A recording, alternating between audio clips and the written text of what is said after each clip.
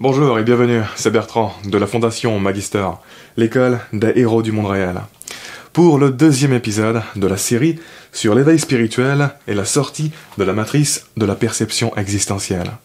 La matrice de notre propre création. Je vous préviens, dans ce deuxième épisode, vous n'allez sûrement pas comprendre grand-chose à ce que je veux dire.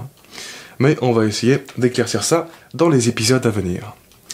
Cet épisode, on va dire que c'est encore une mise en bouche pour la suite. Le jour où vous sortirez vraiment de la matrice de la perception existentielle, vous le saurez parce que ça va vous faire très bizarre. Ça va vous faire étrange. Vous allez enfin ouvrir les yeux sur cette étrangeté de notre condition humaine. Vous allez vraiment réaliser que votre perception normale est un pur rêve éveillé. Quand tu es vraiment sorti de cette matrice de la perception existentielle, tu comprends pourquoi pratiquement personne n'en est sorti. Tu comprends que la réalité partagée est construite sur le principe que personne n'en est sorti et que personne n'en sortira. Parce que tu comprends que ce n'est pas loin d'être le cas. Tu comprends que seule une infime partie des êtres humains en sortiront de ton vivant. Parce que la matrice stabilise la vie et la vie stabilise la matrice. Autrement dit, tant que la vie n'aura pas évolué à grande échelle, la matrice restera en place. Parce qu'il y a une coévolution de la matrice et des conditions de vie. Chaque être humain développe en effet une psyché parfaitement adaptée aux conditions de vie qui s'imposent à lui. Ce qui est la raison pour laquelle les individus appartenant à des sociétés qui se ressemblent partagent globalement le même type de psyché. Au-delà de ces contraintes qu'imposent les conditions de vie, tu comprends que la matrice est tellement présupposée de partout qu'elle en devient nécessaire.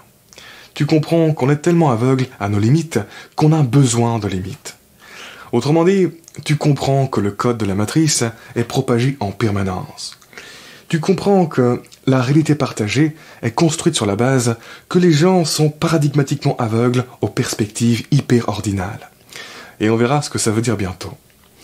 Tu comprends que la manipulation de la réalité est nécessaire pour la compréhension.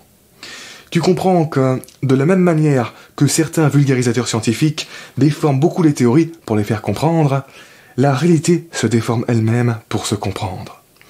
Tu comprends que chaque scène de la vie réelle est construite avec les prémices de la matrice.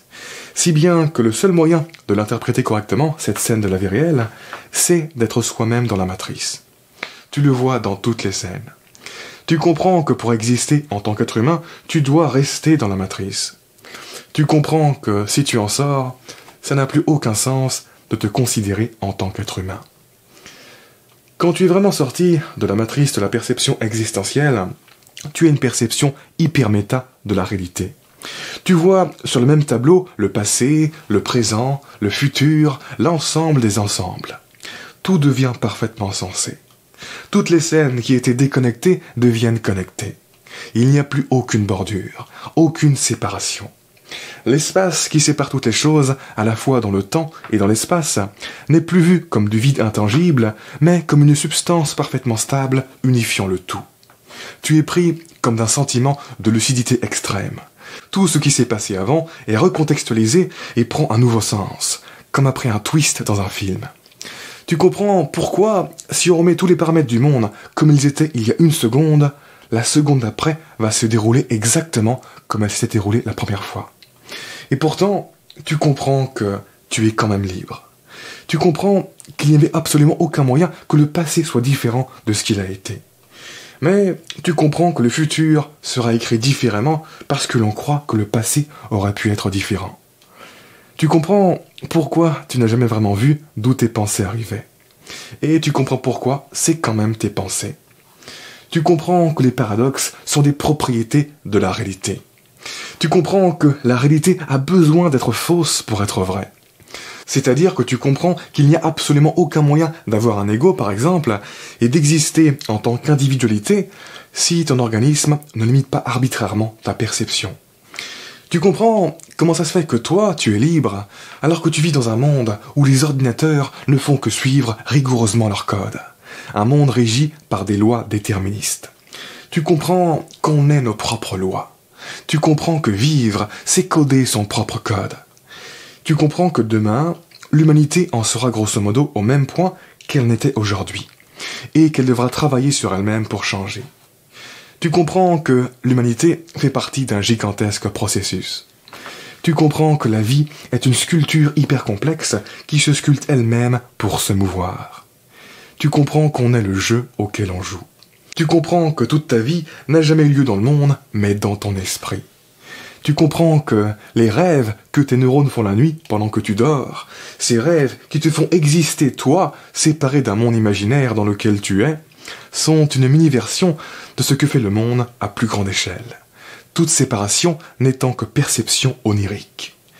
Tu comprends pourquoi, de la même manière que tu t'appropries et acceptes naturellement les pensées qui émanent spontanément de ta psyché, tu t'appropries et acceptes naturellement cet être qui émane spontanément de ta psyché.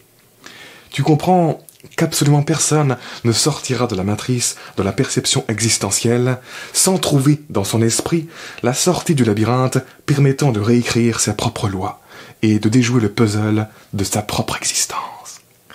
Et tout ça, c'est juste la pointe de l'iceberg. Des trucs que vous pouvez peut-être comprendre sans sortir de la matrice. Peut-être. Mais il y a des trucs beaucoup plus fous, mais qui vous paraîtront tellement confus et insensés que ça risque de compromettre ma chaîne d'en parler. Donc, j'en parlerai pas tout de suite ici. Je suis déjà curieux de voir la réaction que j'aurai avec ces vidéos. Et sur ce, on investigue plus profondément tout ça dans le prochain épisode. En attendant, je vous invite à vous abonner si ce n'est pas déjà fait, à laisser un pouce bleu si vous avez apprécié cet épisode, ça m'aide pour le référencement. Quoi qu'il en soit, je vous remercie de m'avoir écouté jusqu'au bout, et je vous dis à très bientôt pour la prochaine vidéo. Ciao!